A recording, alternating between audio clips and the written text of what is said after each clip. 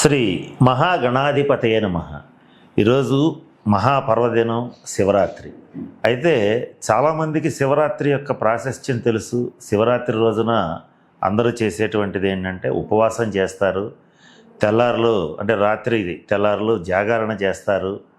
అలాగే చాలామంది శివాలయ సందర్శన చేస్తారు, ప్రముఖ శైవ క్షేత్రాలని సందర్శిస్తారు. ఇవన్నీ జరుగుతూ ఉంటాయి. అయితే ఈ శివరాత్రిలో చేయవలసినటువంటివి కొన్ని ఉంటాయి, చేయకూడనివి కొన్ని ఉంటాయి.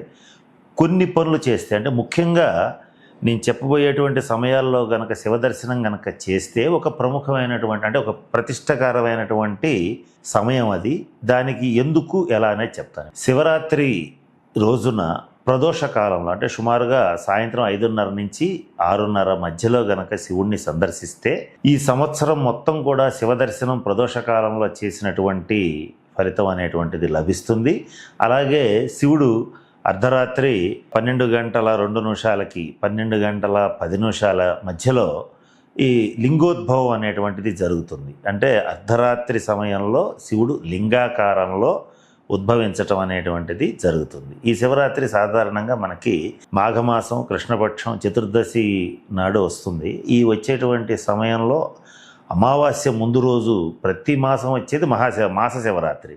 కానీ మాఘమాసంలో వచ్చేటువంటి శివరాత్రి యొక్క విశిష్టత ఏంటంటే శివుడు జన్మించినటువంటి అంటే లింగ రూపంలో శివుడికి ఆద్యంతాలు లేవు, జనమరణాలు లేవు, విష్ణువులాగా అవతారాలు లేవు. కానీ ఆయన ఉద్భవించిన లింగ ఆకారంలో శివపురాణం ప్రకారం ఉద్భవించినటువంటి సమయం ఇది కనుక ఈ సమయంలో ఎవరైతే ఇవాళ ఉదయం నుంచి సాయంత్రం వరకు ఉపవాసం ఉండి అలాగే రాత్రిపూట జాగరణ చేసి లింగోద్భవ కాలంలో శివుడికి అభిషేకం చేయటం లేదా శివలింగ సందర్శనాన్ని కనుక చేసేటట్లయితే ఎన్ని జన్మల పాపాలైనా కూడా తప్పనిసరిగా పటాపంచలైపోతాయి.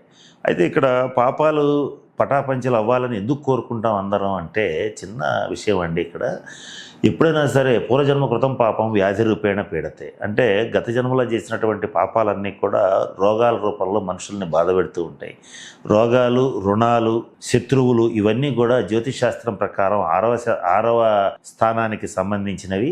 వాటన్నింటినీ కూడా నశింప చేసుకోవాలంటే అంటే రుణాలు తీరాలన్నా అలాగే ఐశ్వర్యం కలగాలన్నా ఈ సమయంలో అంటే లింగోద్భవ సమయంలో కానీ ప్రదోష కాలంలో కానీ అంటే సాయంత్రం 5:30 నుంచి 6:30 మధ్యలో కానీ అర్ధరాత్రి 11:50 నుంచి 12:30 మధ్యలో కానీ ఇక్కడ మనం శివ దర్శనం చేయగలిగిన, శివుడికి అభిషేకం చేయగలిగిన, ఒకవేళ ఇవేవి చేయలేనటువంటి వాళ్ళు ఇంట్లో ఉన్నటువంటి వాళ్ళు కనీసం 21 సార్లు ఓం నమ శివాయ అని శివ పంచాక్షరి మంత్రాన్ని జపించగలిగిన, వీటిల్లో ఏది చేసినా కూడా అఖండమైనటువంటి శివార్చన చేసినటువంటి ఫలితం అనేటువంటిది లభిస్తుంది.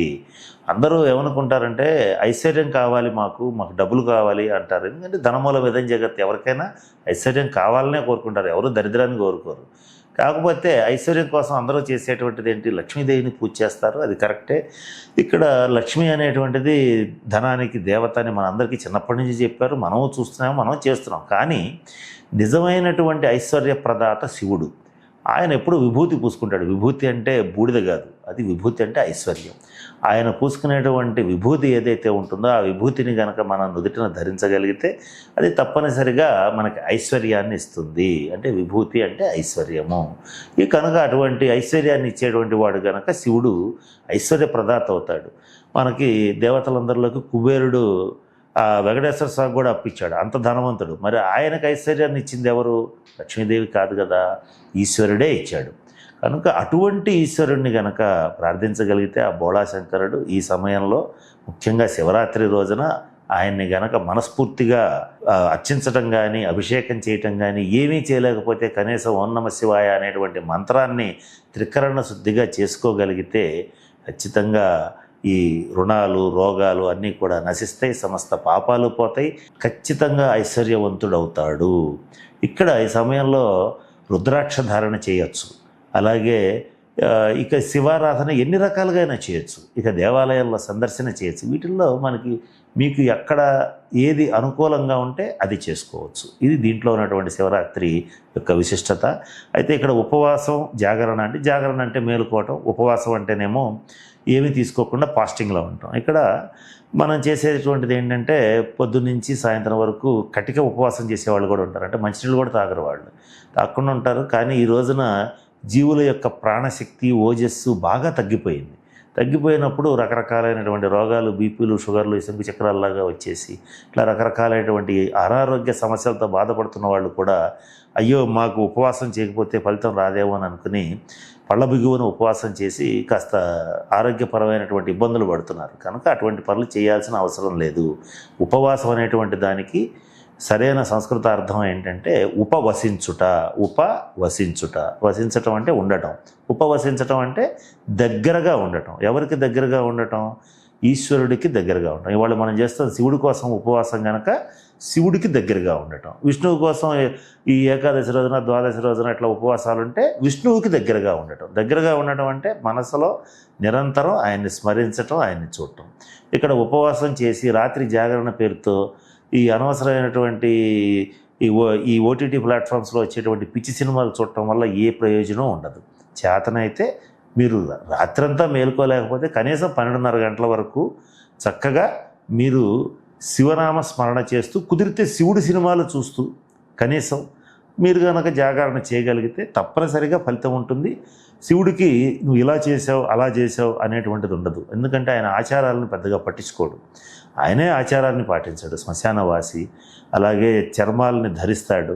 ఆయనకి ఆచారం అవసరం లేదు, ఆది మధ్యాంతరహితుడు. కనుక ఆయన్ని నువ్వు ఏ రూపంలో ఎలా ఆచరించినా, ఎలా ఆరాధించినా, ఆయన సేవ ఎలా చేసినా కూడా తొందరగా సహకరించి తొందరగా అనుగ్రహించేటువంటి బోళాశంకరుడు. కనుక ఆయన కోసం మనం చేయవలసిందల్లా ఈ విధానంలో, అంటే ముఖ్యంగా ఈ సమయాలను గుర్తుపెట్టుకుని ఆ సమయంలో చేస్తే అత్యంత ప్రీతిపాత్రుడు అవుతాడు.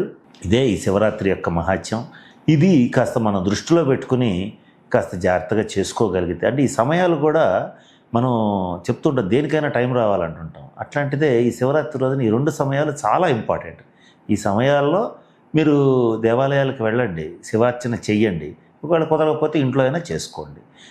ఎవరైతే రోగగ్రస్తులు ఉంటారో మంచం మీద పడుకునైనా సరే ఏమీ తప్పు లేదు. ఓం నమ శివాయ అని 21 సార్లు మనసులో మననం చేసుకోండి. గొంతు కనుక బాగానే ఉందనుకోండి, చక్కగా పైకే మననం చేయండి, జపం చేయండి. దానివల్ల ఖచ్చితంగా జన్మల పుణ్యఫలం అనేటువంటిది లభిస్తుంది. గత జన్మలో చేసినటువంటి ఆగామి సంచిత ప్రారంభ కర్మలన్నీ కూడా, పాపాలన్నీ కూడా తప్పనిసరిగా తొలగిపోతాయి.